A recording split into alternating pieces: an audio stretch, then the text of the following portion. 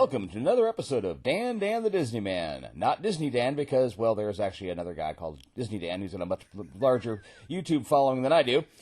My name is Daniel. I am a lifelong Disney freak, and I am here with my very good buddy and the producer of this amazing little podcast, Tim Lifeit. Hey, please don't sue me, the Fonz. Please don't. Wow, that was terrible. So yeah, man. Sir? Oh, I'm doing awesome. I'm excited for this one, dude. This is like a real favorite for me. I actually saw this in the theater when I was a little kid. Wow, that's, most of the movies we go over, they're like, I saw this on VHS, or I saw this on DVD. I'm like, I saw it in the theaters, because I'm old.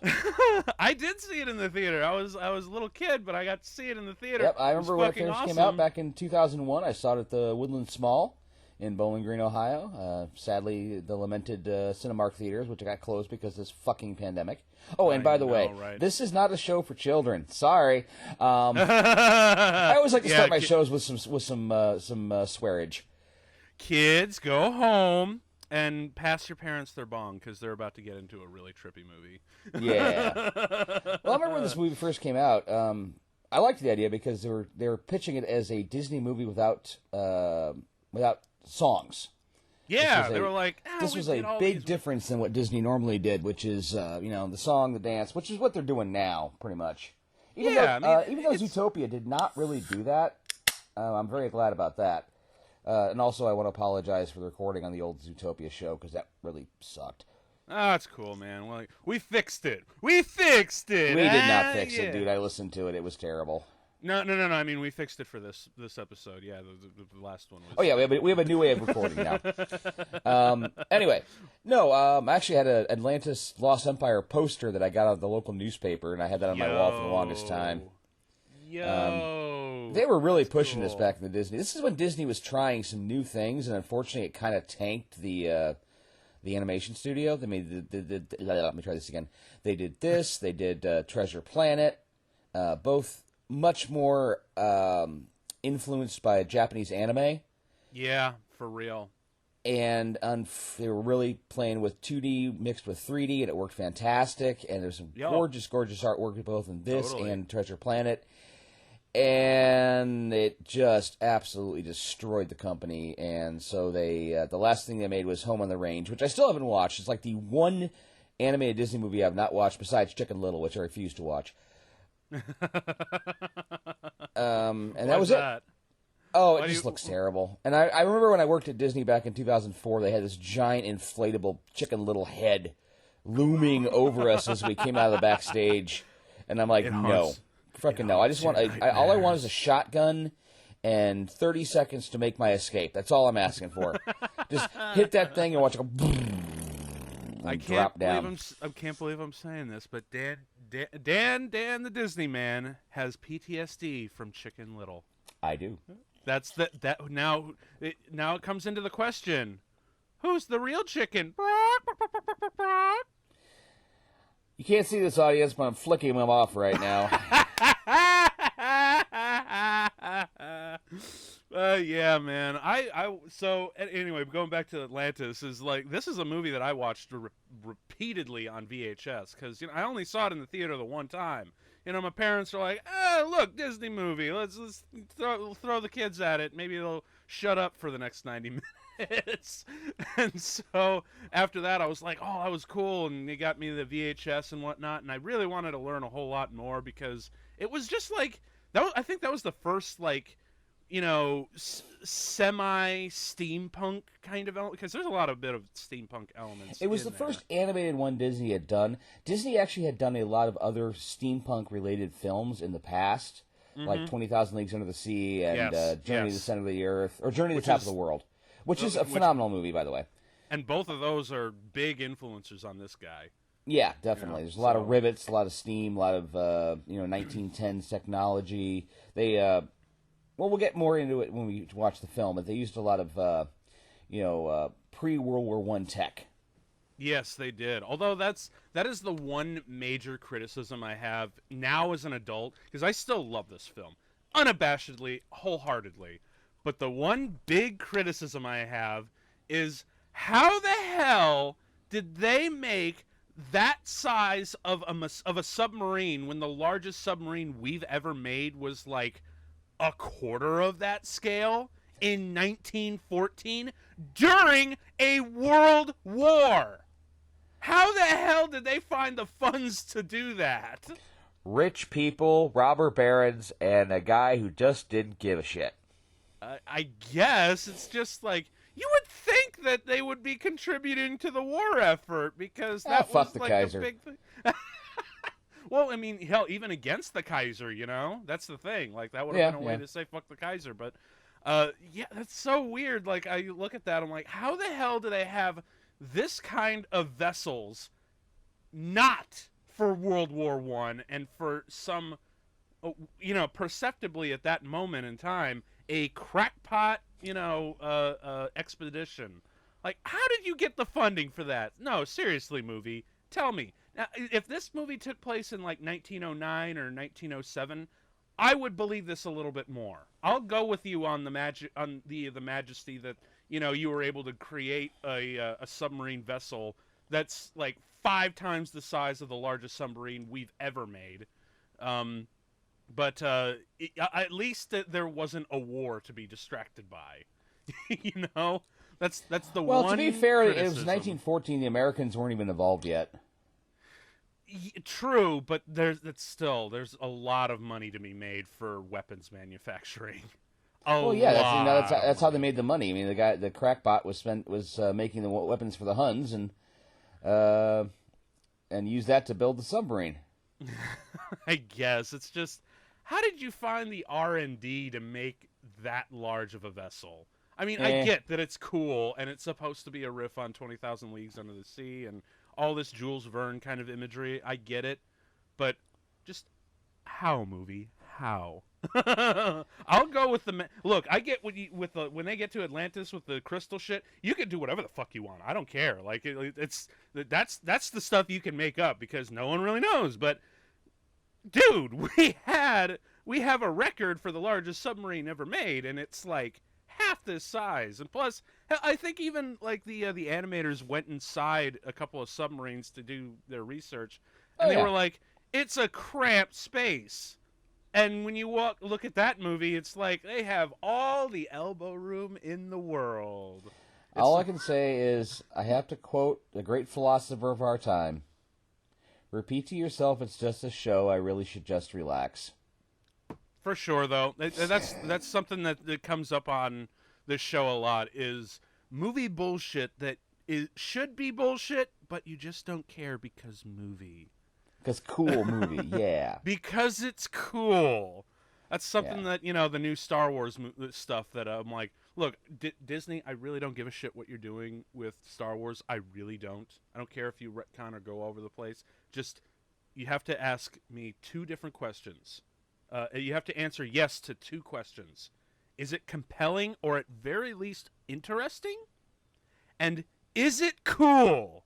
If you answer to those 2 questions, if whatever you're doing is and the answer is yes to either one of those 2 questions, I'm cool with it. For real. Yeah. Like, I don't. It's dumb space wizards in another galaxy far, far away. Like, do whatever the fuck you want. All right. Anyways. All right. Yeah. Shall we hit play? Absolutely. Let's get this bad boy rolling, man, because I'm excited. Are you guys ready? I think I'm ready because, if you don't have the VHS or the Blu-ray or the DVD or whatever, it is on Disney Plus. Just like I'm sure 99% of the show's worth. It's all on this one magical streaming service that could. Yay for the mouse. And give us all your money, kids. Yay! Oh god, that mouse is too powerful. But who cares? They make some really good movies, I'll be honest. They might be trying to take over the world, but god damn it, are they really good at what they're good at? It's like what Lisa Simpson said about Google. By God, you're an evil corporation, but you make a fine search engine. Yes, that's exactly. I was totally thinking that. I like that. All right, folks. Well, you got it queued up on Disney Plus or on your Blu-ray or DVD, wherever, because we are starting this bad boy in 3, 2, 1, click. And there is a very cool rendition of the Walt Disney Pictures. Oh, I opening. love this. Yeah, dude. Like the ancient, hieroglyphs, or all that stuff with the water. I love the reflection stuff. Yeah. And, the entire story of Atlantis comes from Plato, the great philosopher. And there's been a lot of different rumors of where Atlantis might be. It might be a Minoan culture. It might be in the middle of the Atlantic. It might be, Plato just making some shit up. And this is actually an alternate opening. The original opening involved a Viking vessel. And it was really cool. It was all the way fully animated. You can find them on the Blu-ray. You can actually find it on the Disney Plus as an extra. I'll also YouTube a link for everyone listening, just so they can check it out. But one of the story writers came in and said, "Guys, you're going to hate me, but I've got a better idea." And I just don't care about Keita. I don't care about Atlantis. I want to know more about the Vikings, and that's not how you should open up your film. Yeah. So they actually, redid it and did this amazing shots. Honestly, but he was right, because I look at I've seen the alternate opening, and this opening is much more poignant. Yeah. Because you know what this actually reminds me of? This reminds me of the destruction of Krypton in the very first Superman animated series episode. Actually, kind of reminds me of the attack of Smaug in The Hobbit. Oh, you're right. Well, I try to forget about those movies. But same idea. Right. And little Keita. The bracelet, which comes back in a really badass way. And, dude, can we also talk about the score? James Newton fucking Howard, man. James Newton Howard is one of the unsung heroes of Hollywood. He is so amazing. And he actually scored a bunch of films for Disney. And the scores were amazing. The movies themselves may not have been fantastic, but... Because he did the music for Dinosaur, which is a boring-ass film. But his score is so freaking amazing. Oh, my God. His score is actually, for me...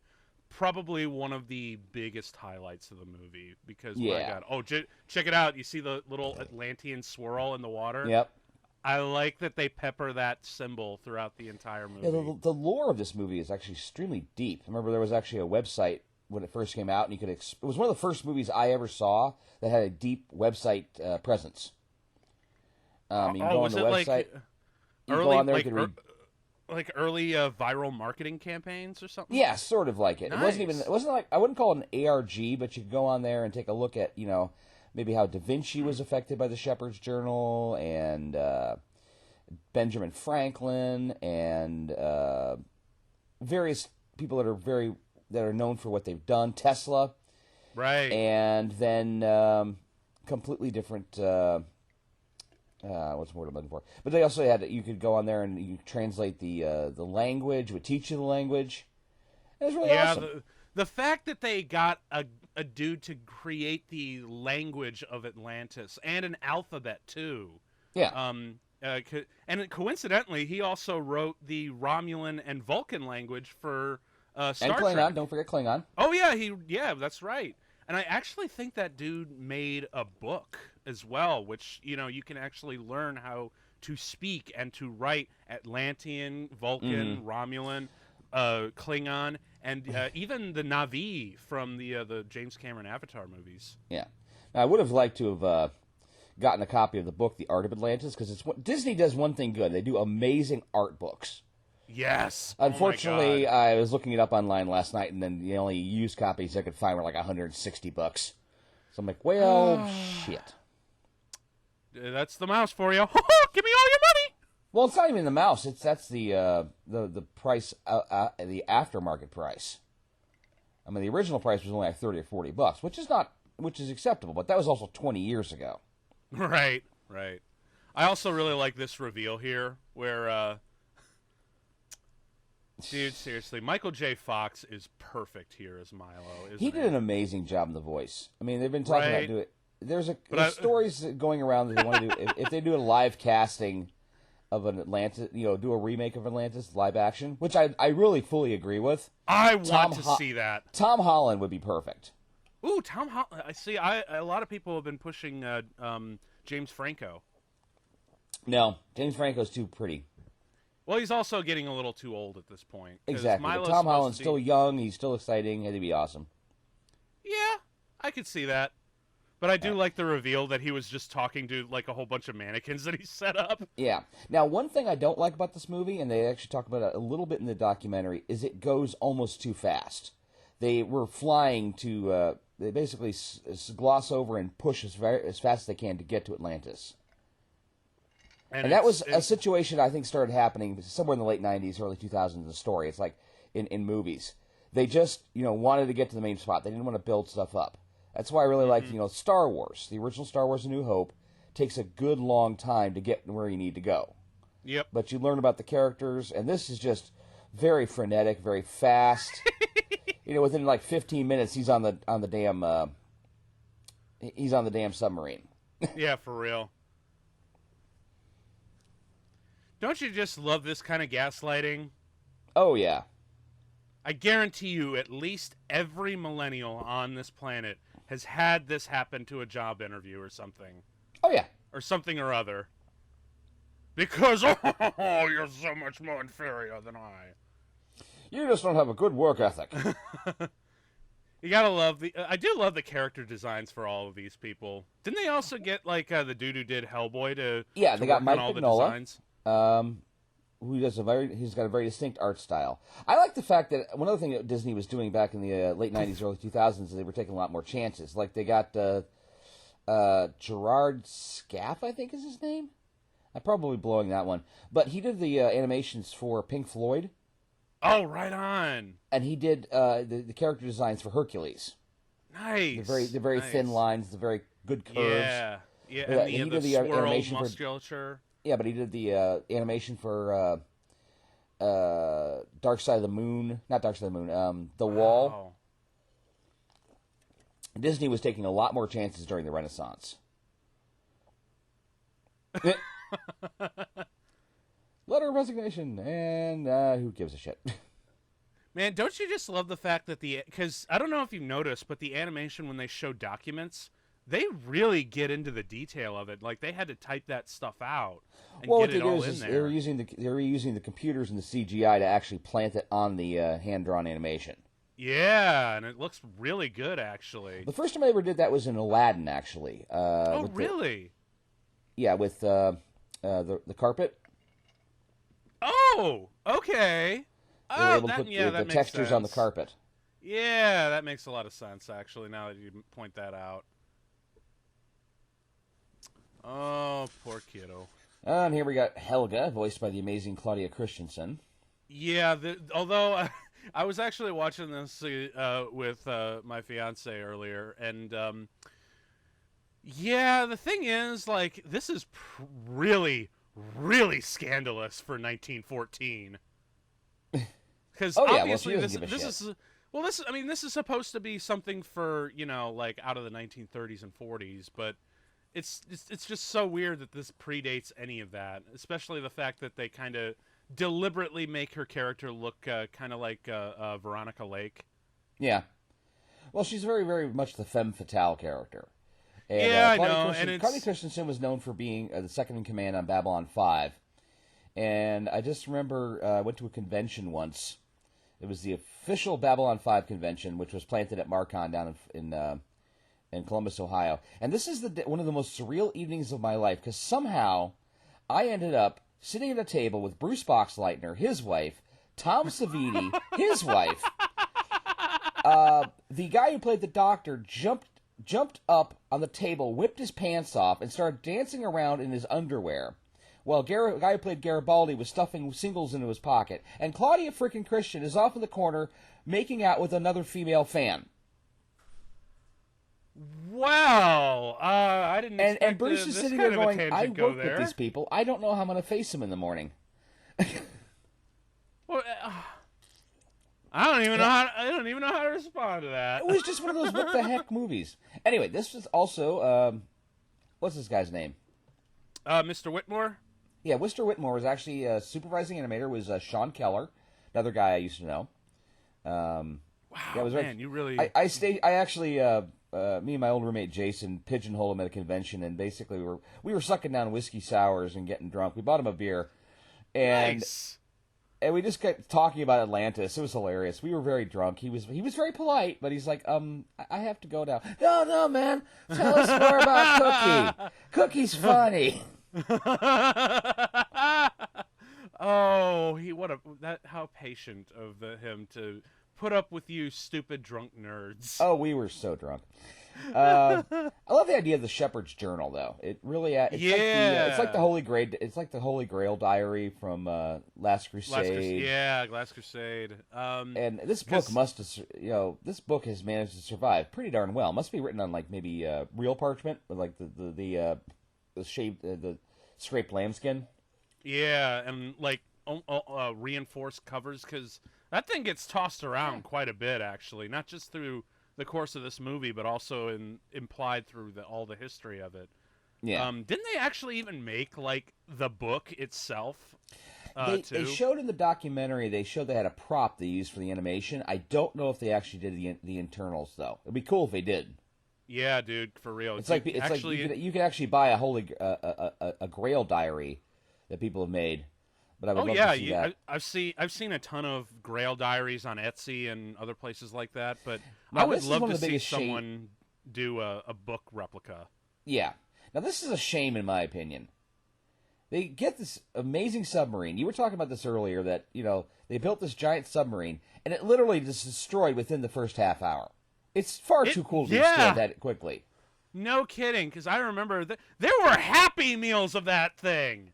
Yeah. Like, man, how cool was that? For real. I do know that I'm pretty sure there's like a whole bunch of other toys of that. Now I'm curious. God. Disney's been doing something. I can't remember the name of it. Basically, they've been tying together a bunch of their secondary stories, like the Adventurers Club and the Jungle Cruise and Tomorrowland, and creating a backstory where all these different adventurers from the 30s and 40s and all the way up to now are actually interconnected. And I'm curious if Atlantis is going to be pulled into this or not. They should. Seriously, I don't care what the critics say. This movie is friggin' awesome. Oh, this movie's actually really cool. Unfortunately, it's also very short. It's only about an hour and a half long. And originally they originally wanted to do about 2.5 hours. But in Disney's infinite wisdom, it said, no kid's going to sit through a 2.5 hour movie. And let me finish. In the next year, when Harry Potter came out, it was 2.5 hours, and it was a huge success. So I think that they really could have done a lot more world building, a lot more of the characters. They kind of had to do a lot of shorthand.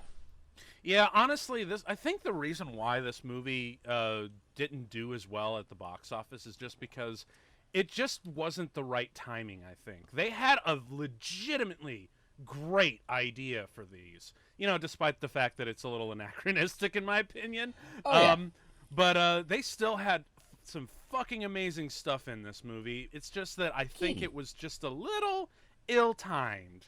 Because let's also remember, this was 2001. Now this came out in like July, I think. But when it came out on home video and all that sort of thing, we had 9/11. Oh, I love this cut. It's a little. And why did he lose his glasses at that moment? They'd fly off. Because they have to stick to the character design. Because That's cartoons. Why. Yes, because exactly. Cartoons.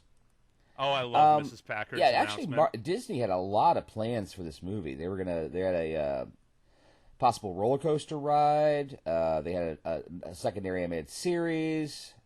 They were going to do sequels. Unfortunately, it just didn't go through. Did you see the flap on Cookie's truck? Shut up and eat. Yep. Cilantro. Moment of silence for the great Jim Varney. For real, man. It was actually his last role. He did not see the entire movie finished, unfortunately, but he did get to see them doing. When he came into the studio, they actually showed him little clips of his character, and he loved it. Yep, Ernest P. Worrell himself. Beans, bacon, whiskey, and lard. He eats like that me. That is one of my favorite lines of this whole movie. I fucking love the side characters in this. I think. Oh, dude, that shot, fucking great. But I think my favorite. Here comes Guido Sarducci. Vinnie. I mean Vinnie. Vinnie is my favorite character, honestly. I don't know what, but it's just this delivery right here, where he go just like, what else he got in there? And he go, gunpowder, nitroglycerin, notepads. I love the paper clips, big ones.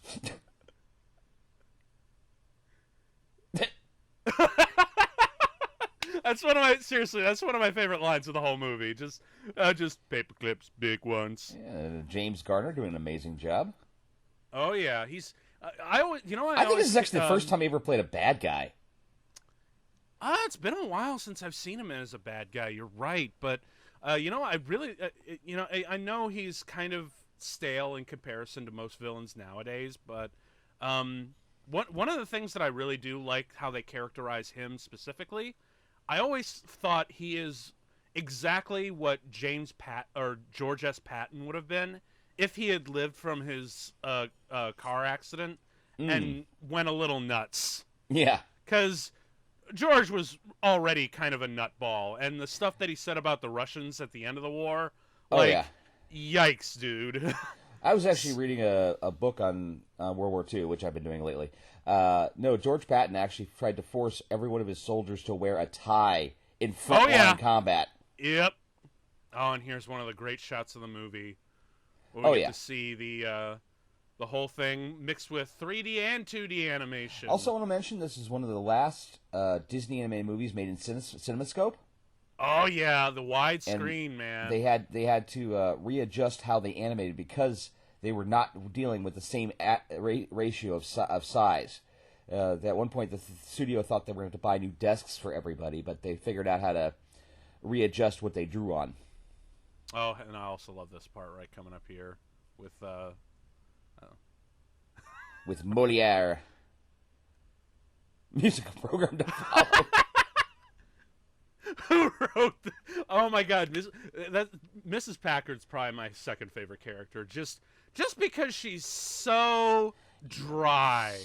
My god. Corey Burton is a freaking treasure. Dude, he's like up there with Frank Welker. He's so awesome. Right, I keep forgetting that was Corey Burton, because he is such a giant in the voiceover community. Yeah.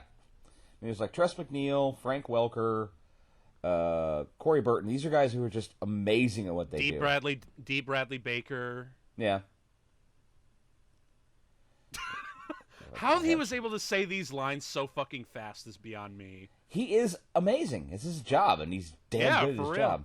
Yeah, and okay. Also, now we got to admit, I know he's getting up there in years, but there's only one guy I can see playing Mole in the potential live action Atlantis. Danny DeVito. Yep. There's only one person. I'm sorry. Like. Molière is like the original. It's like the original neckbeard. Oh, it burns! It burns like hygiene. But Danny DeVito as like a dirty Frenchman, I want to see that. I know he's getting up there, but damn it! I'm looking at somebody I think I could actually do it too. William H. Macy. That's a weird choice. Yeah, but if he really does goes manic, I think he can do manic. With what? Also, Phil Lamar as Doc. Oh, Phil Dr. Morris. Sweet. Oh, Phil Morris? I thought that was Phil Lamar. Nope, that is not Green Lantern. That is Phil Morris. I actually looked up last night. Oh, you're right. That's okay. My question is, who the hell is she talking on? Does she have a telephone line to the surface, or is there her friends somewhere on the ship too? I think. I honestly think that might be an advanced telephone line just for the gag of it. Really. It's one of those things like, yeah, it's anachronistic, but it's funny. Yeah. And I seriously, I love her lines like, he took a suitcase? Marge, honey, I don't think she's coming back. We're all gonna die. Oh, dude, seriously, that shot was literally my entire 2020 vibe. Just, we're all gonna die. And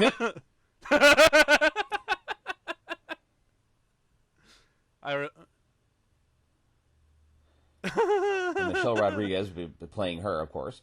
No, it's not the same voice, but she would be perfect at it in the live action. Oh, absolutely. Absolutely be perfect. Now, actually, who I can see James Franco playing is that guy. Oh, really, Vinnie? You know Vinnie? what? Actually, He's got I the can A-gear kind of see features. that. He would work at it, yeah. He can do. He's got the features, and I know he can get weird. Like I saw him in the Disaster Artist as Tommy Wiseau. I know he could probably pull that off. That is terrible, terrible firearm safety there, young lady. Oh yeah, no kidding. She's dangling her 1896 off her finger like that. Yeah, well, then again, is she really the safety conscious kind of gal? No.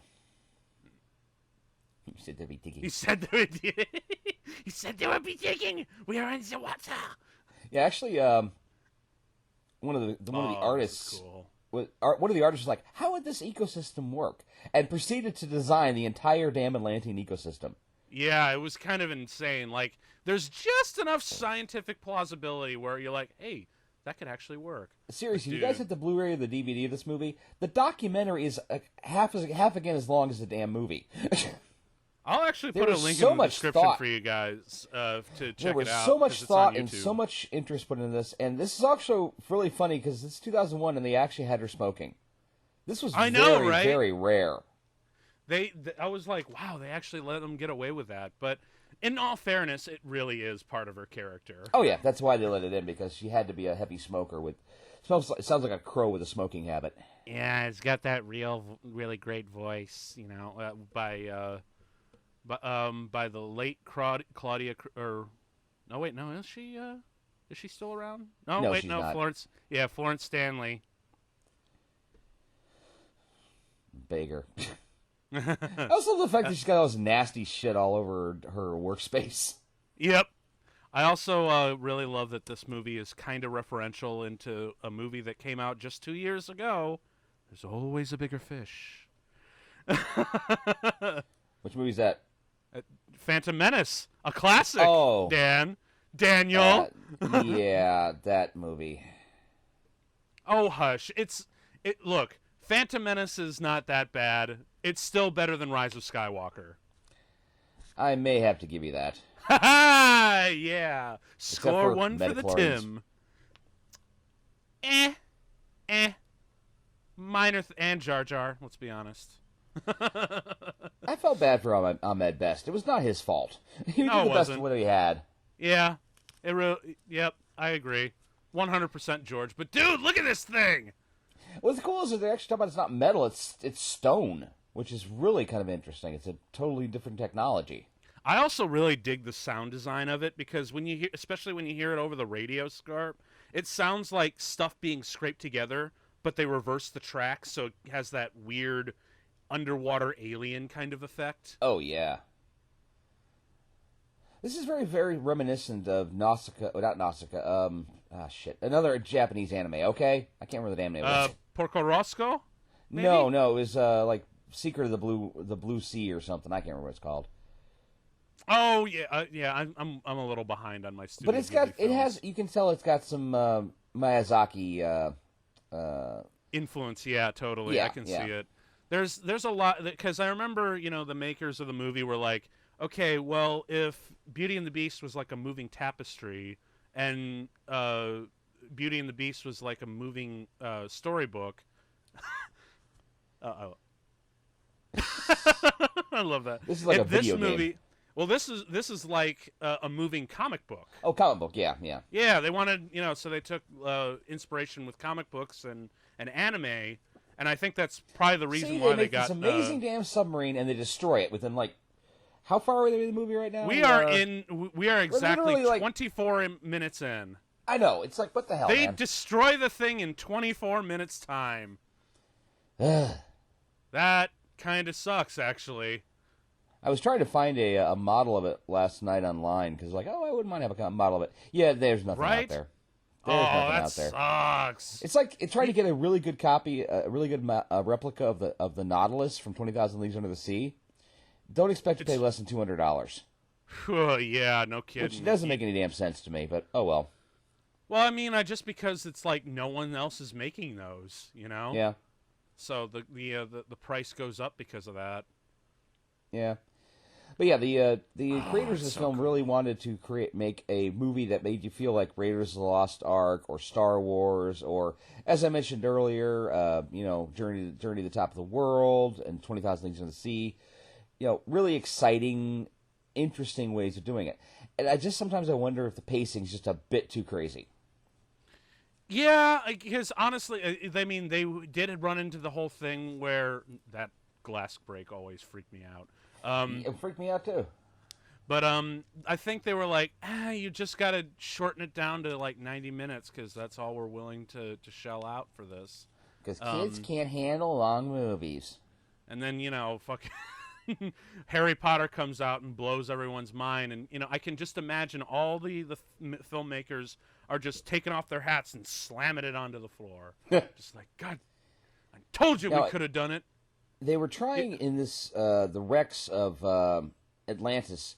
They specifically ignored how it's always been portrayed in the past with the Greco-Roman architecture. The and columns I really and such. appreciate that. Yeah. So they wanted to go for much earlier. They wanted to go for the Minoan designs. They wanted to go for Asian. They wanted to basically pick a little bit from everywhere because remember, Atlantis is supposed to be the proto-culture. It's where everything comes from. Yeah, the mother nation, if you will. The mother race, yeah. Yeah. And apparently, the side characters, the ones wearing the gas masks and such, were not hand drawn. They were done in CGI. It's almost like the massive design they used in Lord of the Rings. Oh, cool! Because they wanted to, they knew it was going to eat up a lot of valuable animation time, so they figured, hey, let the computer do it. I gotcha. Now there were some action shots that were still drawn by hand animation. This is so stupid. Yep. I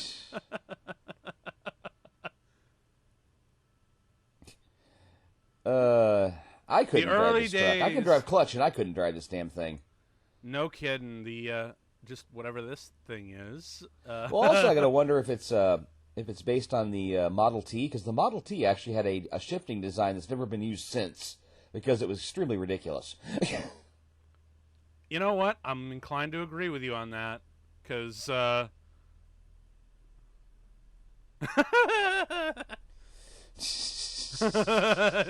his ass. Besides, it's probably better to have. Besides, it's probably better to have the digger up front anyway. Oh yeah. Man, seriously, it's sad that this movie didn't do as well financially, because look at all the toys you could have done for this movie. Well, there were a lot of these toys done. It just wasn't a very successful toy line. I honestly think I had a Keita action figure at one point. Oh, really? That's yeah. awesome. I mean, it was just it was a blocky plastic figure, but I think I had her. And I checked that out on eBay. You can still find her in box for like $9. Nice. Now, this whole montage they have was actually a lot longer. Yeah, this is supposed to be a lot longer. It was a lot longer, and actually the submarine lasted a lot longer until it got destroyed by something called squid bats. But as they were doing the animatics and showing the storyboard, Mike Mignola said, "This is a monster parade." And they went, "Yeah, it's a terrible idea." It just although I like this scene a lot. Oh, they were just being jerks to him. Yeah, but it's funny. Yep. Pick on the new guy, ha ha ha. Yep. And even right here, I do, because again, these are some nice little character moments for it.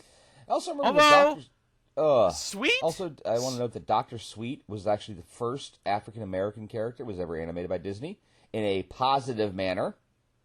Yeah. Only took till 2001. We're all gonna die. To quote Mrs. Packard. Oh, I love this. This is another one of my favorite moments. Just like, Vinnie, oh my God, how long is this? This must have taken thousands of years to carve and make. And I love that little thing where his mustache just smiles. It's a great character moment. Hey, look, I made a bridge. 11 tops. Oh my God, his little, just the little improv, just stuff that he sticks in makes that character really. Well, remember that animators are actors as much as anything else. They actually sit there with a mirror and they have to animate themselves. Apparently, that's why Sean Keller got the job to be the supervising animator on Cookie and Whitmore, because he acts like that. And he does. He does act with his hands, and he's a little wacky talking about it. It's fun. Couple cherry bombs, a road.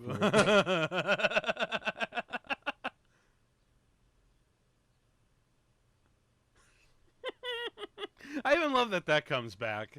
Yay! Yeah, they made Moliere to actually look like a mole. They made him short and squat and gave him buck teeth. Yep. Because fuck the French. We don't care if the French get stereotyped. Or the Italians, or just.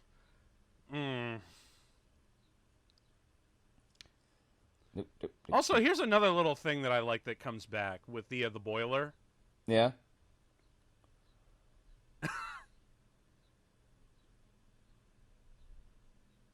Twist that. Oh, yeah. Hit the thing. She lives! And I love the animation on this part right here on Milo, where he's just so smug. Mm-hmm. And, I'm seeing this kind of animation with Mike Mignola's style. I really want to see, like, an animated series with this kind of stuff. Yeah.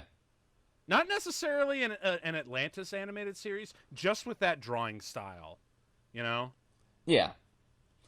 I'm sorry, doing this podcast, every once in a while I just get lost in the film. It's just like, it's so cute. Oh, I know. It's so gorgeous to look at.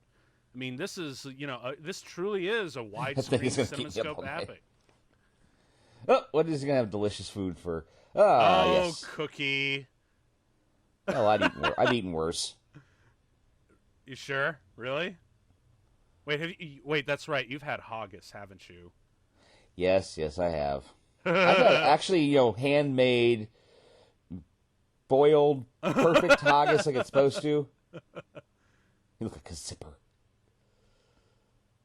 I also really do love basically, if it's just baked beans and bacon, I've had that. You've had that. Mm-hmm. It just, at least it's not climbing away like it did in Better Off Dead. Yeah. Okay. Cushions, a classic.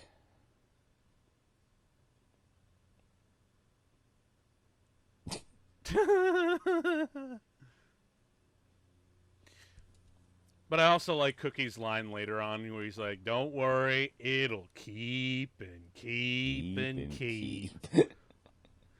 I just even love that all the characters have these extensive backstories, even though they don't really go into them. But you get that sense, like like how Cookie was cooking for Civil War veterans. Oh yeah, I think they said in the documentary he's probably like cooking for Custer. And then Sweet was sewing up people at San Juan Hill for the Rough Riders. And Mole, well, I don't want to know what Mole's story is. No. It's honestly even funnier when you don't know. And the movie's really smart about that. He's like, what's Mole's story? Trust me, you don't want to know. Audrey, don't tell him, because I told you don't want to know, and I ain't going to fall into that trap again. Yep, he's half African American, half Native American. Native American. Yeah. Now, I don't think African Americans were drafted back then, but I could be wrong. I don't think so either, but yeah. Lost my sense of taste. I also love she puts her cigarette out in the thing. Oh yeah.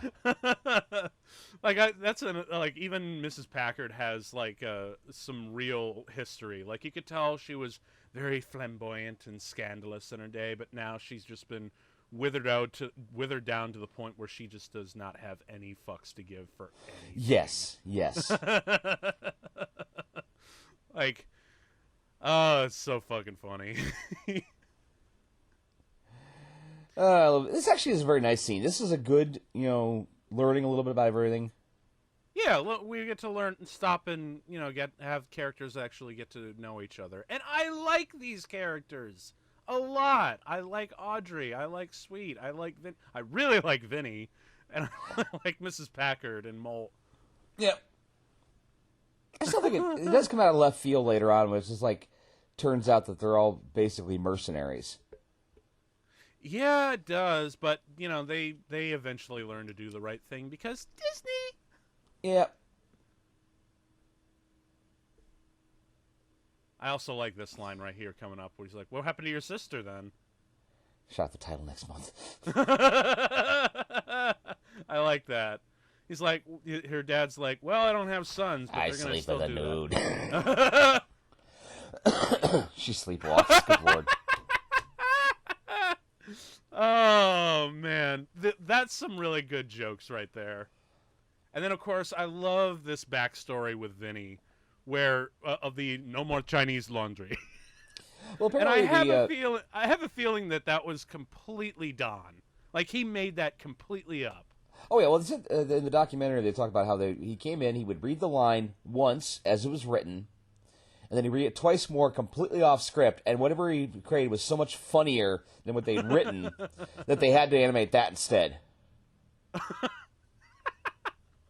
Boom! No more Chinese laundry. Sign from God.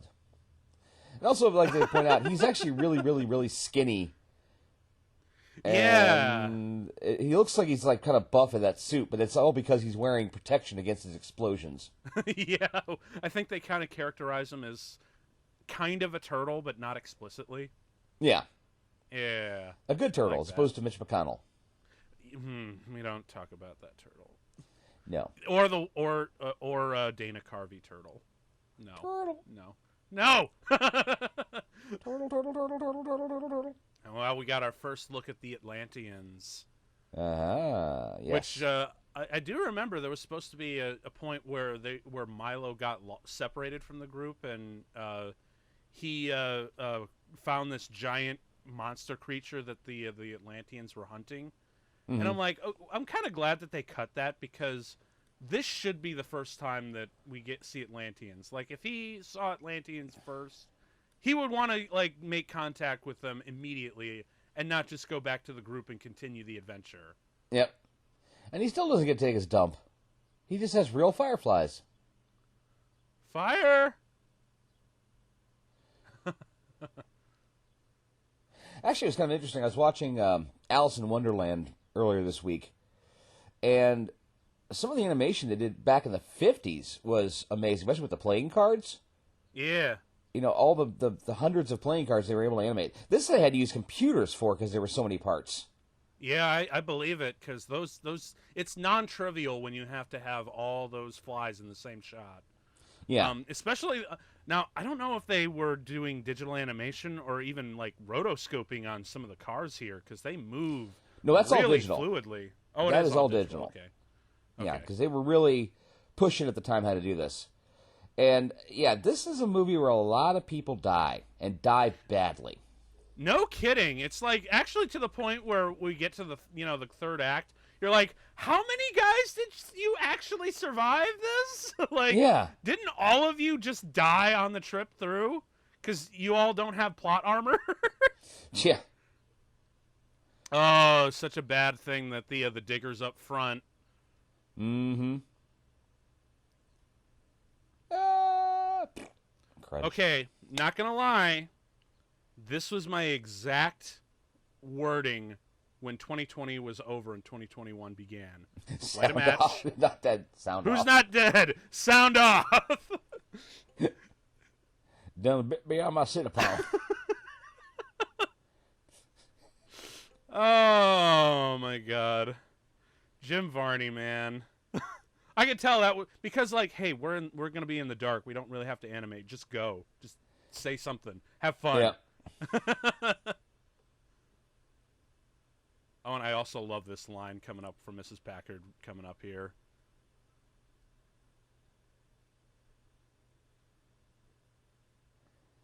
No.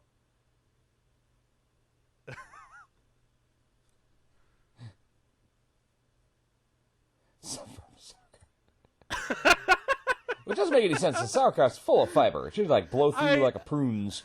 I know, but it's really funny. Yeah. And speaking of funny moments, this is also really good. They all turn to him.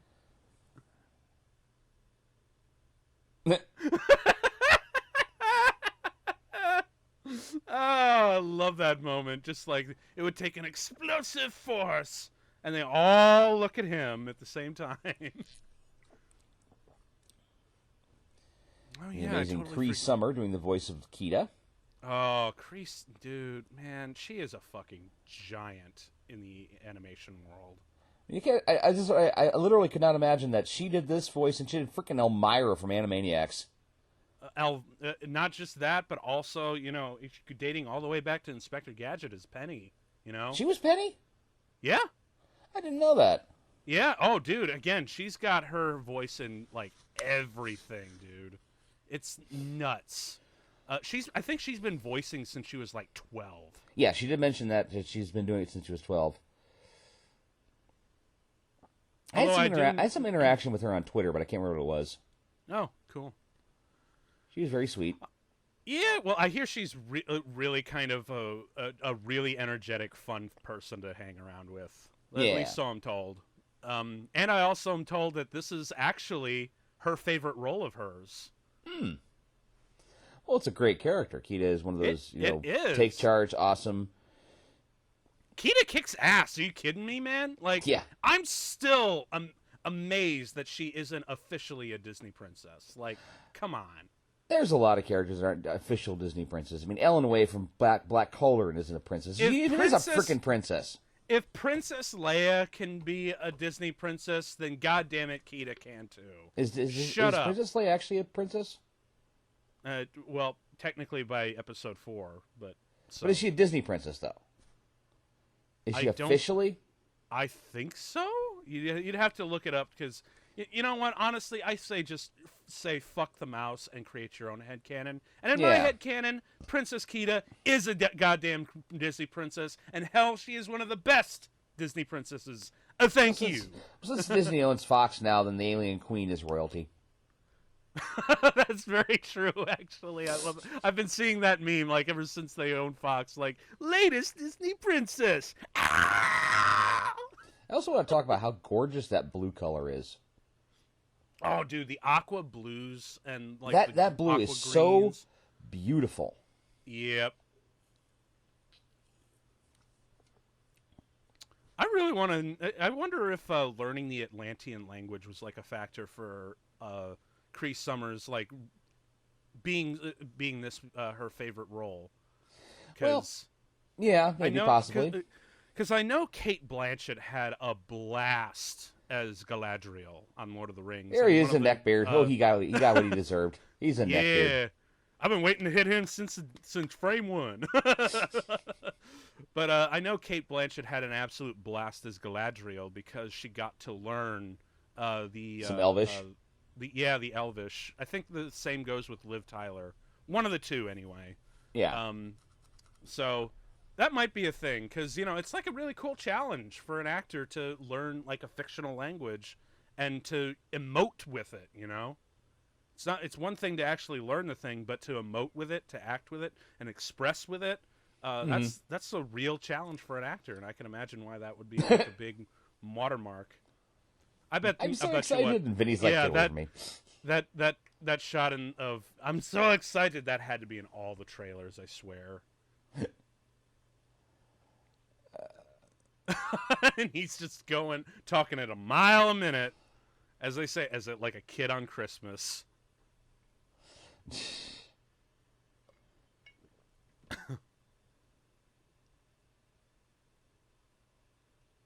Oh, this is the first hinting of something bad about to happen. In all fairness, though, even if you haven't seen this movie, as soon as Rourke walks onto the camera, you're like, bad guy. Well, definitely when Helga shows up, for God's sake. She is the ultimate femme fatale. She is like every femme fatale all rolled up in one. But here's the real star of this movie, Leonard Nimoy! The voice of Galvatron. Oh, Mr. Spock himself. And actually, it's interesting that it's interesting tracking Leonard Nimoy's career, because after Star Trek, so many of the other actors just didn't do anything, or they were typecast. Nimoy just worked on. He kept working. Yeah. He was in Invasion of the Body Snatchers. He was in Mission Impossible, the TV series. Yep. He was phenomenal in this movie called Never Forget. It was a made-for-TV movie from 1991 where he played a Holocaust survivor. Oh, wow.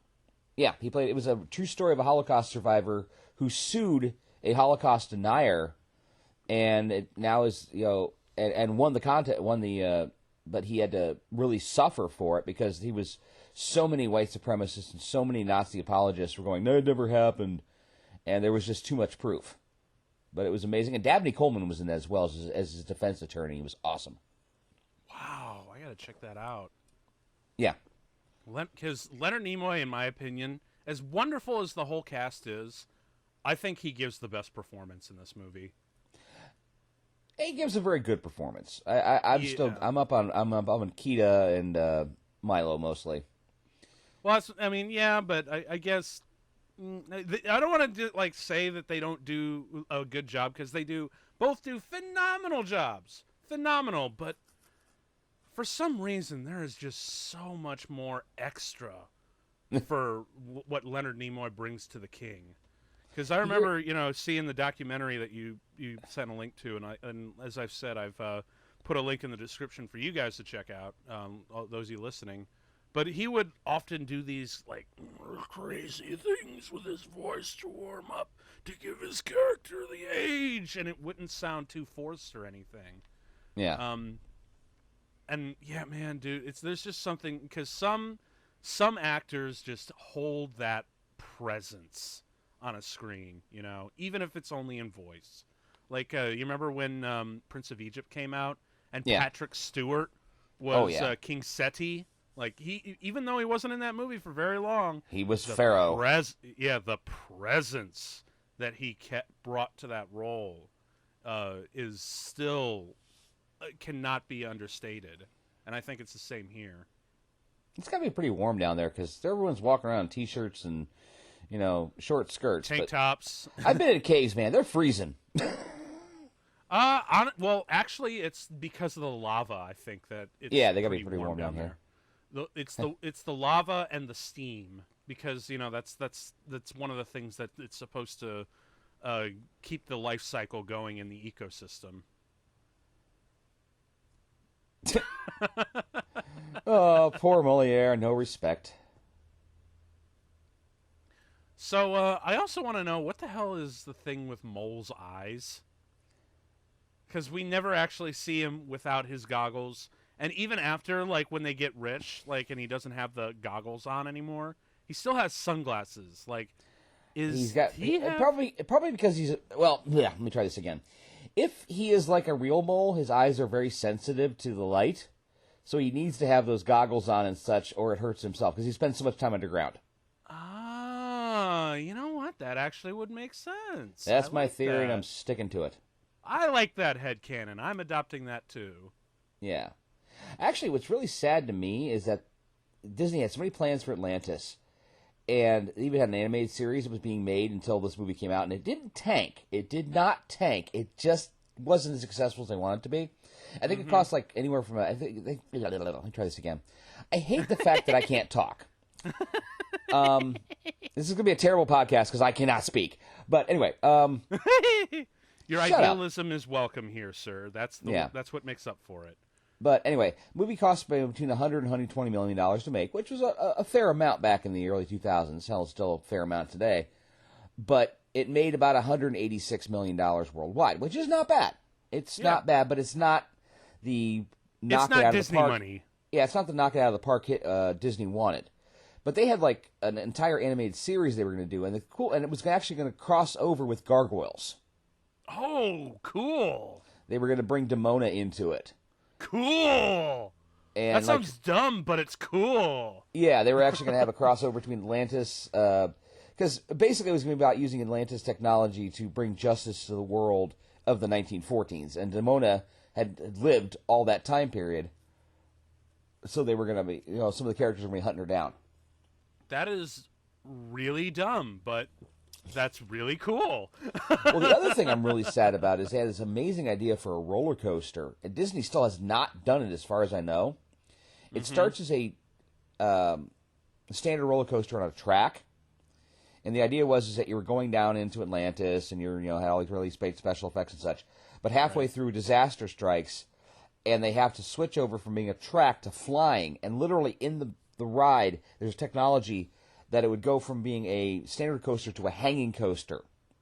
So you would literally leap off the edge of and start flying in the ride vehicle, and it sounds so cool. But unfortunately, awesome. It has never been used. As far as I know, it's not been used yet. Disney keeps trying to find the right ability, the right design for it.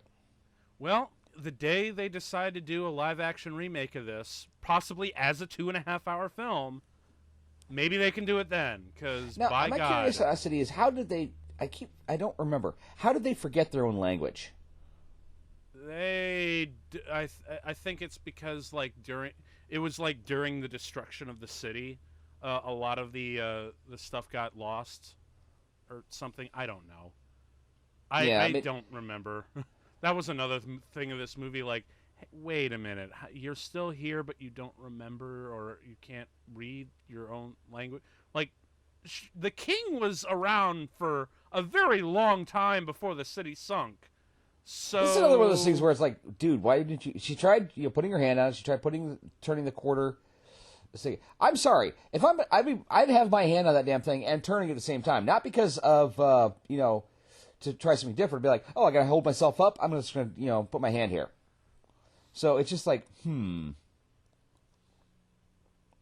would have think that they would have figured that out, even if they couldn't read. Yeah, it's another one of those you gotta basically hope that the characters are stupid. It's they miss something that obvious. It's like Ready Player One. I love the movie Ready Player One, but the fact that no one ever tried to drive backwards, is the dumbest thing. Because literally, everyone in the games try to break stuff. You go into a game and you try to break it. It should have been broken years before. That's gamer logic. Is like, hey, let's try this. Let's literally poke at every single pixel until we find something. Yeah. So yeah, that was pretty dumb, so there's a lot of flaws to this movie, but the stuff that's good, I don't care. It's good. It's gorgeous. It is so gorgeous. I mean, look at the world here. The world building. Dude, it's very based on and the Polynesian designs. Yeah, a little bit. I love how she bites the thing to make it stay. Hey, if it works. I don't know. Well, there's just a little that I just like that they, make. Oh, geez, we're having a who's on first here. Oh yeah, a little Abbott and Costello here. Yep.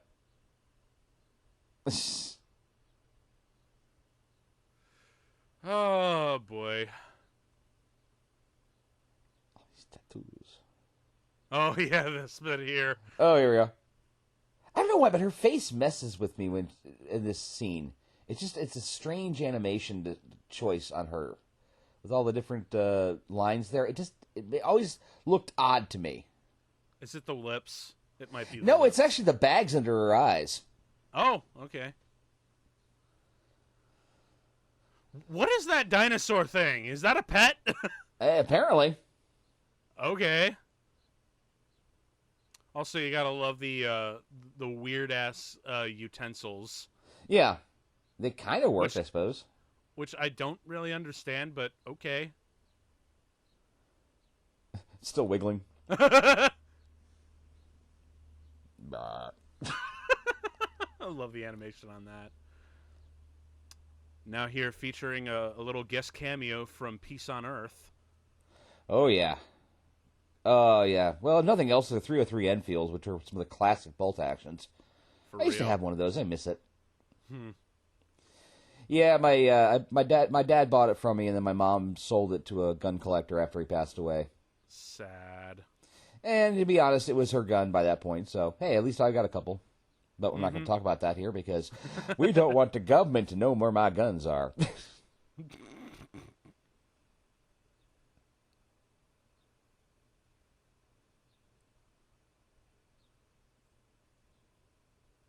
Sorry, just sweet little scenes here, you know? It's a well-written movie, but it could have been so much more. I think if this movie was like either at least like, you know, maybe 110 to a 2-hour movie, this could have been really something great. Yeah. And it actually, you know what? I bet you what, it might have actually been the knockout that they were looking for. Pretty girl. You got a nice butt. Anyway, but you know what the other thing is, like, cause it's so strange because I have done that in my shorts so many times when going swimming. I don't even want to talk about it. Also, can we talk about the fact that this boy can hold his breath for like ever? Yeah, even Tom Cruise got nothing on Milo Thatch. Right? Literally, they're swimming down. Maybe even in the game Subnautica, I have to go find brain coral to get some air. But man, he's just going and going and going. I imagine, like, by that point, the music from Sonic the Hedgehog when he goes underwater. Yeah.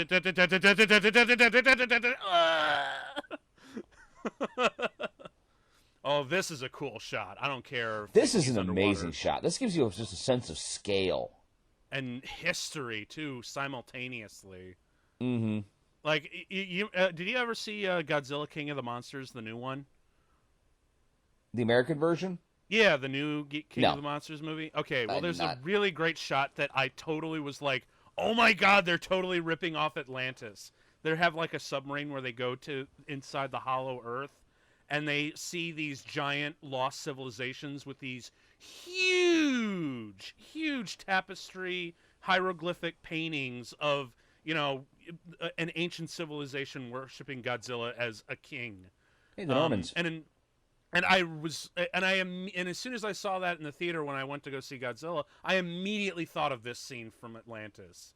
And I'm like, that just shows that there is some serious stuff to be inspired by for future movies, because I know tons of filmmakers look at this and like, I want to do that, but for real. Yeah. Sorry, you can tell it's the same artist worked on Milo that worked on Tarzan. He's got very similar facial structures. I just noticed that. Yeah, a little bit. Although I do like that they keep the Mike Mickles kind of fingers and fingernails. Like that's straight out of Hellboy. Like you can't unsee that. And especially Rourke's design. Like, look at his face. That is straight out of a Hellboy. As a matter of fact, I bet you what, if you put like shaved off horns on his head and made his face red, that's Hellboy. Yeah. You know? Like, you just give him like the giant weird demon hand. He's totally Hellboy. Oh, that son of a bitch. Yep.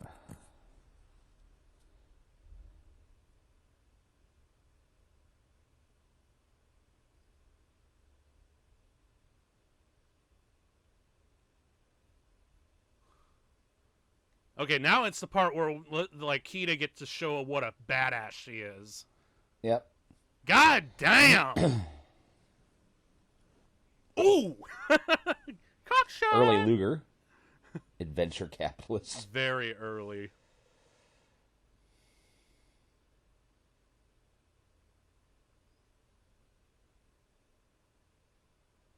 That is the one disappointment for Rourke's character, is like, at the end of the day, as they all say, it's just money. Money.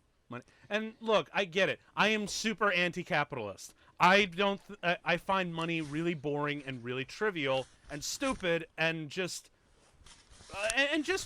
fuel for the greedy. Like, I don't care. But so yeah, it's like one of the greatest evils that we have in these days, but come on. This is an adventure movie. Do something a little bit more interesting with this character. Yeah. You know, because he still feels a little like, he may not be a one-dimensional villain, but he's still definitely two-dimensional. You know, pun not intended, I assure you. Right. I really want a three-dimensional villain for this. That's another real reason I think would be a good reason to remake this as live action. You know? Yeah. I love this line from Vinnie. Boom! And... Room service.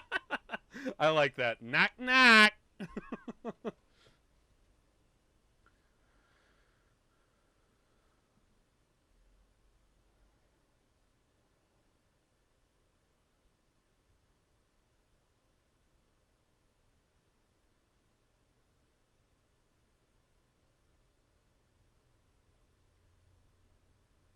So isn't the king actually supposed to be blind, which is why he doesn't have any Right. He lost his eyesight.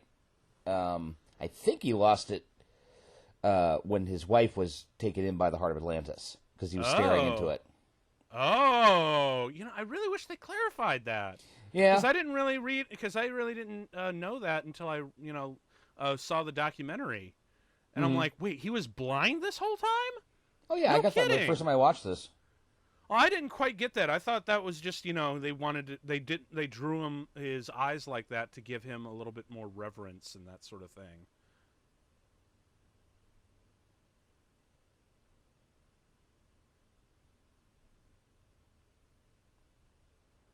I guess it's because anytime he was addressing them, he was always facing them directly. Yeah. Well, I probably can hear very well where they are. Oh, here we go. Oh, yeah. Oh, this shot is so cool. This whole movie is it's cool. Going down. Yeah, well, this scene, I think, is the one where you really get to just, shut up and let us feel the atmosphere of this movie, Yeah.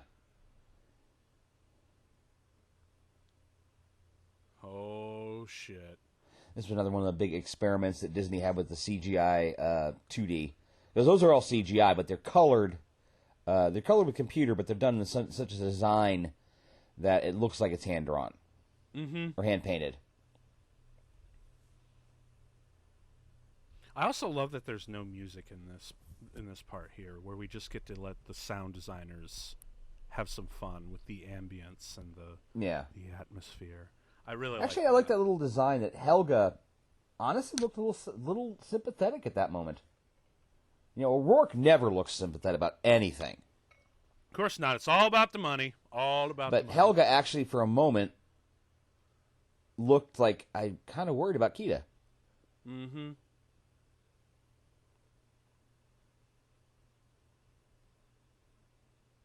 Oh, shit.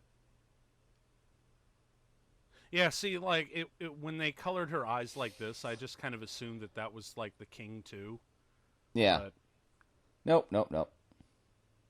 Oh, but this scene.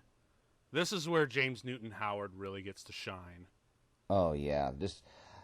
You don't even have to say anything. The music is now a character. Yeah, even the sound design, too, because I know that Gary Rydstrom did a lot of the sound design for this movie. And if you don't know, for those of you who don't know who Gary Rydstrom is, he is one of the premier sound designers of the industry. I mean, he won several Oscars, including for Saving Private Ryan a couple of years back. And he's still today a fantastic sound designer and a great director. He's done a couple of Pixar short films. I don't know why, but I love the design of her walking on the water like that. It's not like a Jesus thing. Yeah. It's just the water is so still; she's barely touching the surface. It just actually looks feels like perfect. It feels like interactive glass. Actually, yeah. As a matter of fact, that would be a really cool way to do that in live action. Have a very thick plane of glass and have just a very thin layer of water on top of it. I think they've done that in they did that Cars video once. No, did they? Really? The TV, not the music band, the Cars. Oh, okay. Because that would be a really cool, practical way to shoot that kind of a scene, but also keep it very visually enticing, Yeah. Because you could keep the rocks underneath her feet and everything. Mm-hmm. You listening, Disney? Give us our live-action reboot. I will pay so much money. You'll direct it, man. I would love to, but how Actually, no, I can't say. Maybe not direct it. Maybe you can be the cinematographer. That I'd be okay with, because I'm like, that's a little too much money to trust in my hands. Yeah. Like, even I don't have faith in me on that. Give me $200 million. Give me $200 million to basically say fuck the patriarchy. Which I'm like, look, I'm really happy that I'm doing this, but I would be way in over my head doing something like that. Yeah. I need a little bit of experience first, but as far the effects as far animation as, in this is amazing. I mean, there are no black lines at all. She is all crystal. Yeah. So cool. Yeah, it is. They use white lines instead of black ones, which adds to that ethereal look. Rourke's still not impressed. Rourke's like, I don't know if I can sell her. Well, she is brown. I'm sure we can sell her somewhere. Oh, it's so bad. All right, but this sequence is cool. Like when the masks fall down, and there's like a shield. When I saw that in the theater as a kid, that actually low-key blew my mind. Because I'd never seen something like that. Just, ready, watch, here it comes. Boom. And you can see the sphere as the water hits it, but otherwise it's completely invisible. And I'm like, that is the coolest thing I've ever seen in my life. It's a great design. I mean, there's all I can really keep saying about this movie is it's got some wonderful designs with some minor story issues. Yeah. And again, it probably would have solved if it was like a 2 hour or a 2.5 hour movie. Yeah, give it like another 15, 20 minutes and just let it fill it out. And just a couple of like tiny bit of rewrites. Like maybe instead of 1914, make it like 1912 or 1913. Just so, because I still get hung up that a world war is going on right now. And this kind of hardware is not being used for the war effort? No. I'm sorry. No. The Americans didn't care at the time. They would happily. They even mentioned they might sell her to the Kaiser. So come on, they're looking at how to use the cash. I guess it's just it bugs me. Because I know that we were famously isolationists through like the first half of the war, but come on, we're always isolationists. We always were isolationists. You know, when World War II was going on, pretty much everyone was like, "Fuck you, Roosevelt. We're not going to touch that war." And he's just like, we kind of have to. I can see where this is going. Yep. And that's why he let Pearl Harbor happen, man. It's all a conspiracy. No, it's not. No, it's not. Shut the fuck up, you pieces of shit. Also, I gotta really hand it to the animators for not just, having all these explosions and no music numbers or anything, but the fact that they could get away with just a little bit of animated blood, too. Yeah, like that scene where, Milo's cut and, Keita heals him up. And when Rourke punches him, like, hey, man, it's cool. We got a little bit of animated blood. You don't see that too often. This was after PG meant something. Before PG used to mean something. And hell, I remember PG movies having bare breasts, for God's sakes. Now, granted, they weren't there on screen for very long, but they were there. Duck tits, woo! I was saying, actually, think about the original Airplane. Oh, yes, of course. Because that was PG, but it had a pair of bouncing boobs went past. Yep. Because, oh God, think of the children. My sentiments. You may have death by titty. Seriously, that line where she just takes a whiff of the cigarette. We're all gonna die. That's been my attitude for the last couple of years, really. Just. We're all gonna die. But nobody we knew. I also love he threw double parking into that. Like, that Don is just riffing out his ass, and I'm here for it, Yep. Even Helga doesn't look very happy with him right now. No. The soldiers are like, screw it, whatever, we get paid. We get paid, and also, we really want to go home, because I didn't sign up for this shit. And I lost like 90% of my guys on this expedition.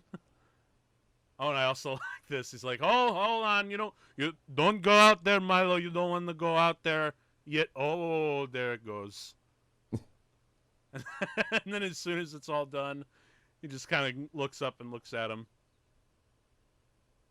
Now you can go. Seriously, Vinnie. The explosives experts in these kinds of movies are usually my favorite character for some reason. I guess, Sparky Boom. I just want to say that I really hope this recording is working, because everything looks good, but you know me and technology. Oh, we're going to be fine. Keep positive, my friend. I remember they used to sell at conventions. Oh, the necklaces? Yeah. You know what? My sister actually has one of the original ones from like 2001. Okay, and she's cool. Kept it all these years, man. Yeah. And I think she also got another one for herself. And now I'm gonna be like, I'm gonna call her up like after the podcast is over and be like, hey, you got another one of those? Because I just rewatched this and I miss having one of those myself, because she totally had one of those. Yeah, but I actually remember seeing people making their own. They had like a little LED light in the base. And used like an actual quartz crystal. I bet you can actually get a whole bunch of these on Etsy. Plus, I'm pretty sure there are ones that change color and stuff too. Oh yeah. Okay. So it's all his fault. For real, this vocal performance by Leonard Nimoy is probably the best vocal performance in the movie, right? Just this dying last testament of the king is just amazing voice work. Like, you can feel the tragedy, the weight, the age, the despair, the illness, all in his voice, man. Hats off for Leonard Nimoy, man. Oh, he's amazing. And may he rest in all the peace, man. Yeah. What a fucking icon of nerd. He checked out in 2015 because he wanted to be the predator. He wanted to be the didn't want to mess around with 2016 and everything that came after. Oh, I do not blame him. He truly a man truly he was wise ahead of his time. Also an amazing photographer. Oh, right? Yeah, I've seen his stuff. And it's fantastic. Yeah. And Michael J. Fox, who's still out there doing his thing, but unfortunately he no longer acts. Yeah, well, I mean, in all fairness, he had a really good career, and after, his struggles with Parkinson's, I'd say he'd earned a really nice retirement where he can relax and just kind of kick back and enjoy what he's done. Oh, here he goes. Oh, yeah, I love this little rant here. Rant. I'm not even going to say anything.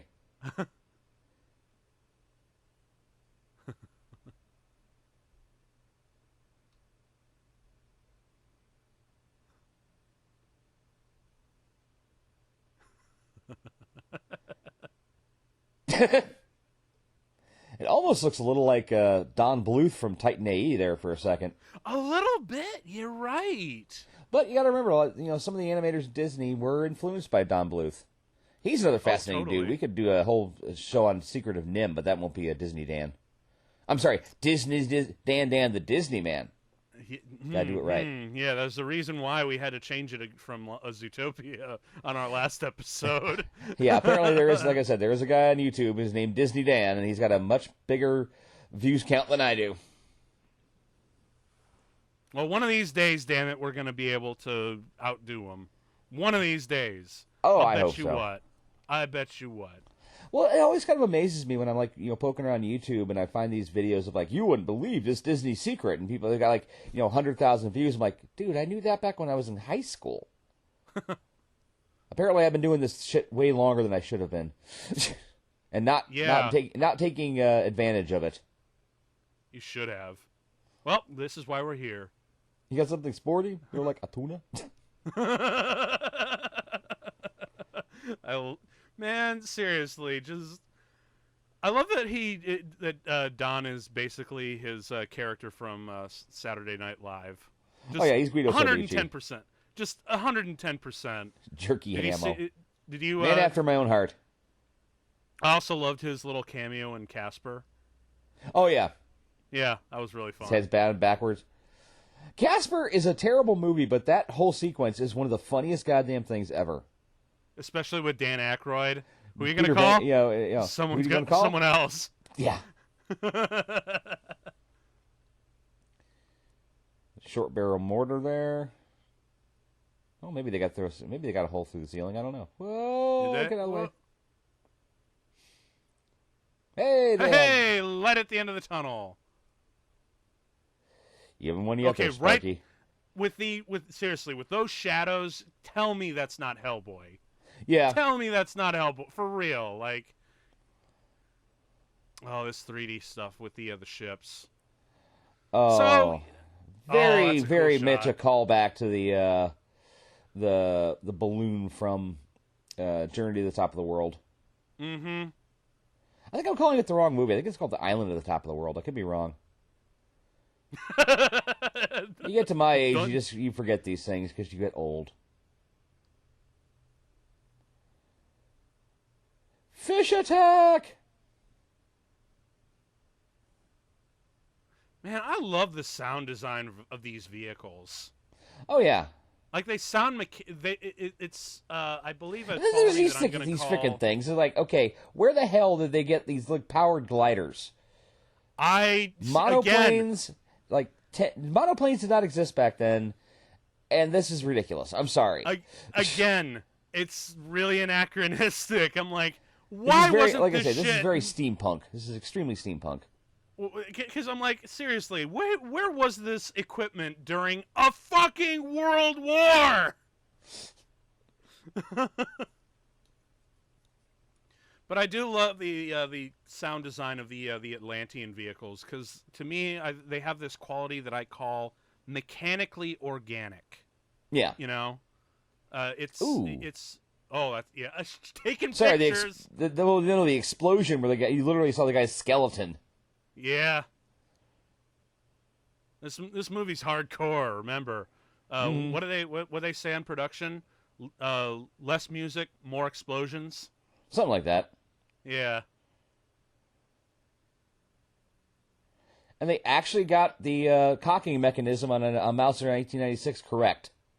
Oh, I like this. Let's talk more Saw. More Saw. And Rourke's such a badass. He's bounding a Maxim with his bare hands. 1919. Uh-oh. Look out! Come on, get that's up. Any last words? Oh, this is crazy. This is crazy. This is crazy. This is crazy. This is crazy. Just full Clark Griswold. You fucking whore. Oh, and she's going to kick his ass.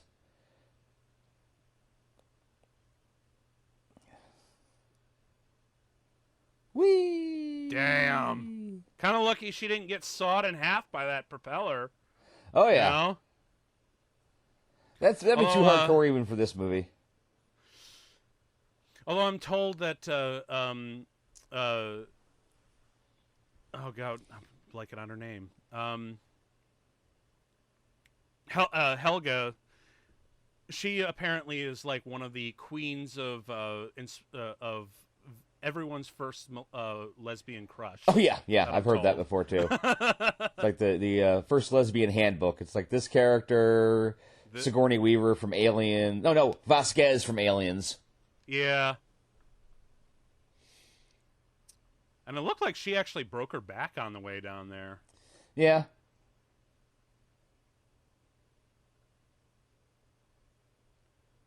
I'm a bad guy now. You know, I'm actually kind of surprised that Milo didn't cut himself on that thing. Glass is sharp, you guys. Oh, yeah.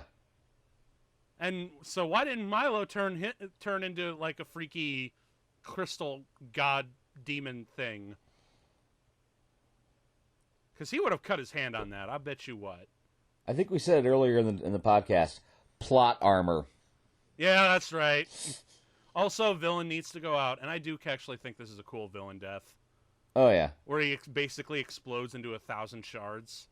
that the shards that somehow snap the chains quicker than a bone saw. Well, bone saw is designed to cut through bone. It's not designed to cut through metal. Let's talk more saw. But yeah, I could cut through I can cut through wood with my pocket saw, but I'm not going to be able to cut through metal. I have to use an actual jigsaw or a hacksaw for that. I had nothing to do with this, I swear.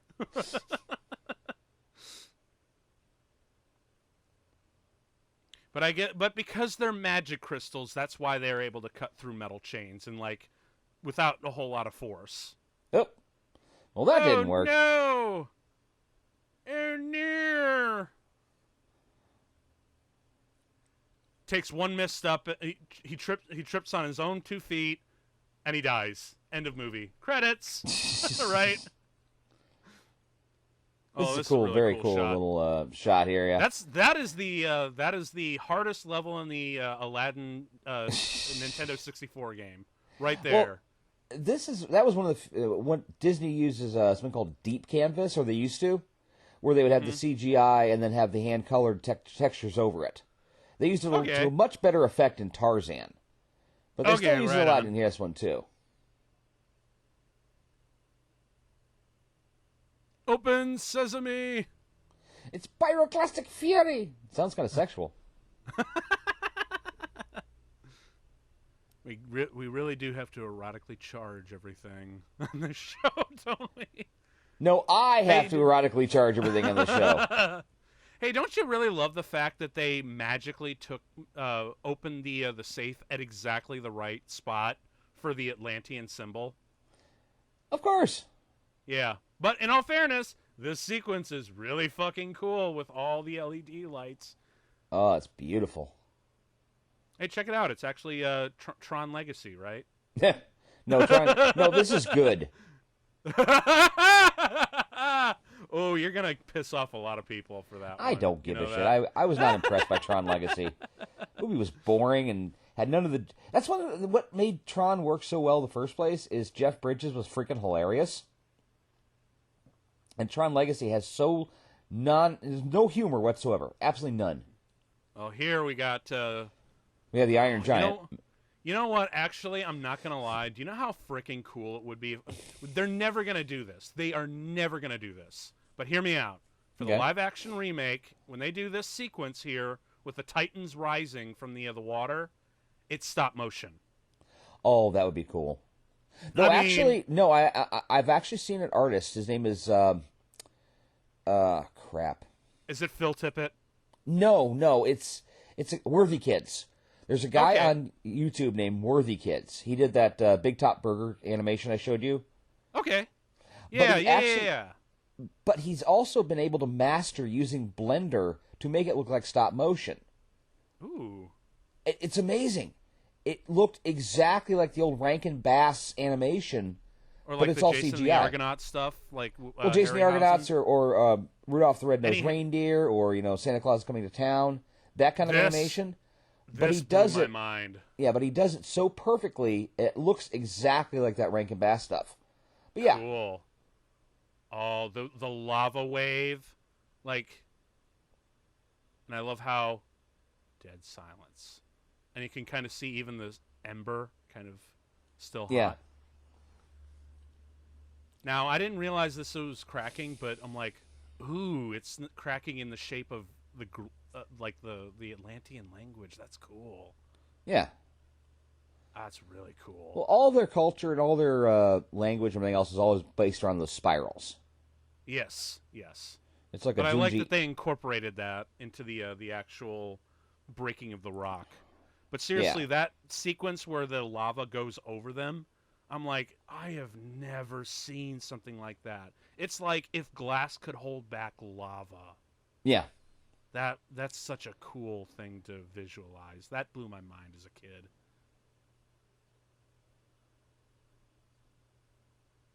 And the really soft strings. Man, dude, seriously, James Newton Howard cannot get enough credit for this. No. And I also really like this little coda with with her bracelet from her mom. It's really cool. It's like she finally got her quit. That ties the whole movie back together. Yes, for real. That is some good storytelling. That's what Disney calls plussing, because it's like they didn't have to put that in, but they figured out how to make it a little bit better. Mm-hmm. I believe in the general film world, it's called what was it? It was something Billy Wilder talked about. The hot dog? The weenie? No, it was oh God, I'm gonna don't hurt yourself, man. It's I'm gonna fucking lose my shit over it. But it's nice to see that, you know, Narwhals swimming in the ocean. But it's nice to see that the main couple, they don't even kiss. They don't even, you know, they don't really necessarily get together. This worthless metal we don't use for anything. That never happens in movies. You can't build it, can't cook with it, can't eat it. You can have all the gold you want.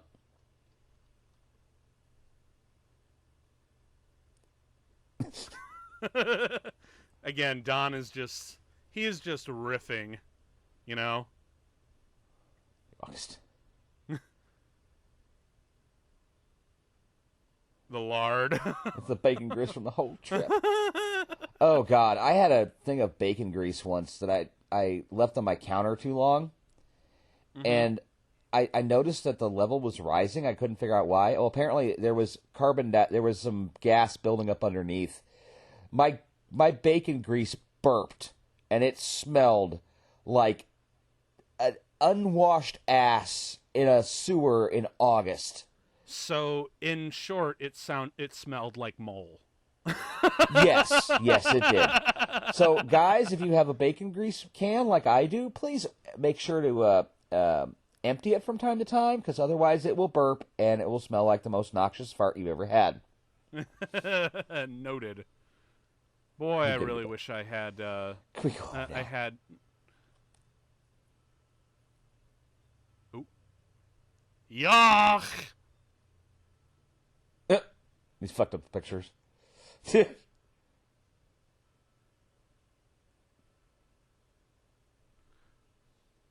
a lot of rocks. Okay, so the thing that was driving me nuts earlier, that little extra touch, the Lubitsch touch, which is something that Billy Wilder used to talk about.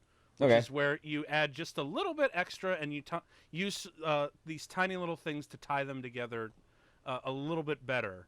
And I'll actually put a link in the description for a little bit more extensive stuff on the Lubitsch touch, because that's a really great stuff for storytellers and writers to learn. Also, like the tribute to the classic painting. Also, I'm just glad that Milo's cat is being taken care of. Yes.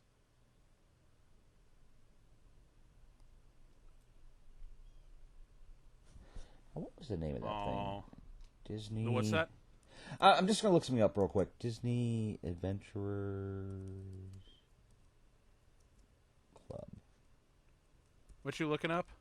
Well, I talked about it a little earlier that Disney's got this whole big thing about Disney various action, the adventurers things that Disney's like trying to link together. Mm-hmm. And I can't remember the name of it, unfortunately. And it's going to drive me nuts because it's like a big background story Disney's doing. I'll have to look it up, and I'll put a note in the comments when we post this on YouTube.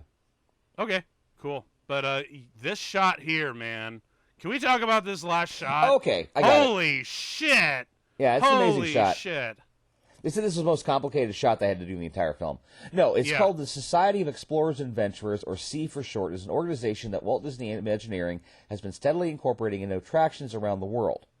It has had the Jungle Cruise. It's got Hong Kong Disneyland's Mystic Point, the Adventurers Club at Disney, the Skipper Canteen and Restaurant at Disney World, at the Aulani Resort in Tokyo. Fuck it. Basically, it's something that they've been linking together, and soon Disney's going to be ending up actually making a movie based on it. They're making it official. The script's being worked on, and they're going to try to link together everything that the book is doing, including Atlantis. Wow. Okay, guys, that's it. What a last shot. It what is an a amazing last shot. What was it, like almost just thousands of layers on layers to Yes. the they could not have done that it. it was As they said, they wanted to do they wanted to plus a multiplane camera. Hey, Joss Whedon worked on this. Fucker. Oh, wow, really?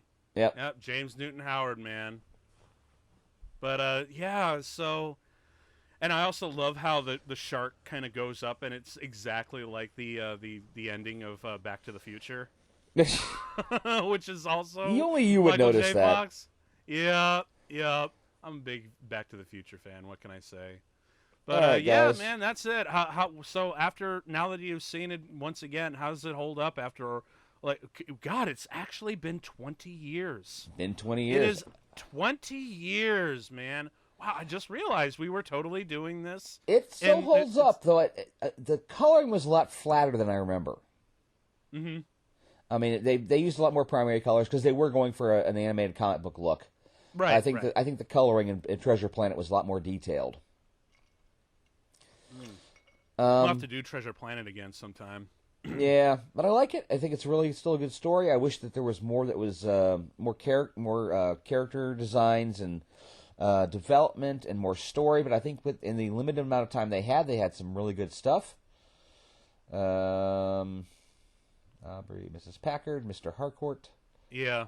There's Sean Keller. Sorry, dude. Yeah.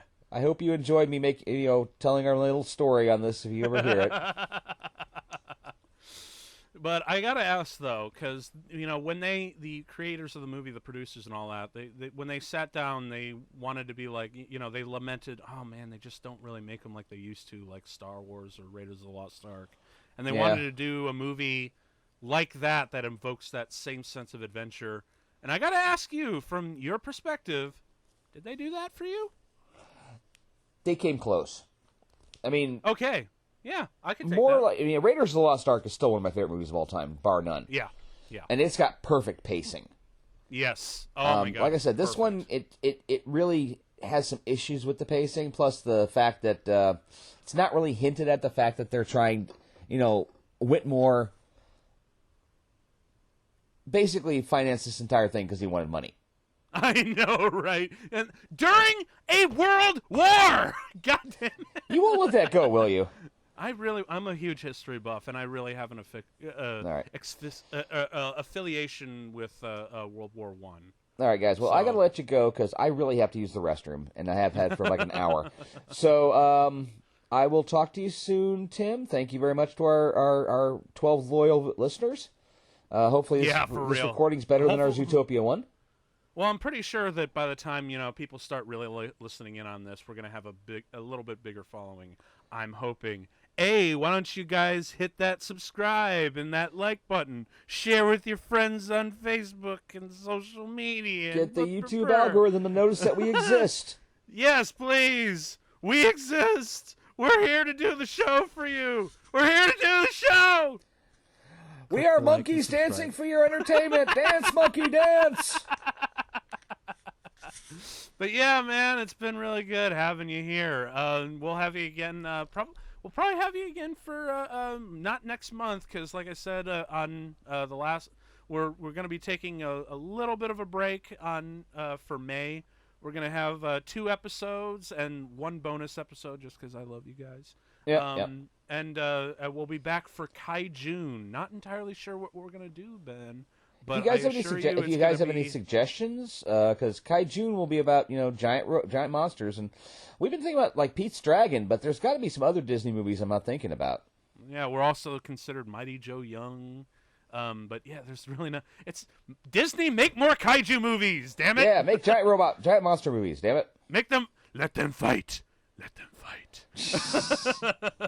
All right, so this is Dan the Disney Man signing off.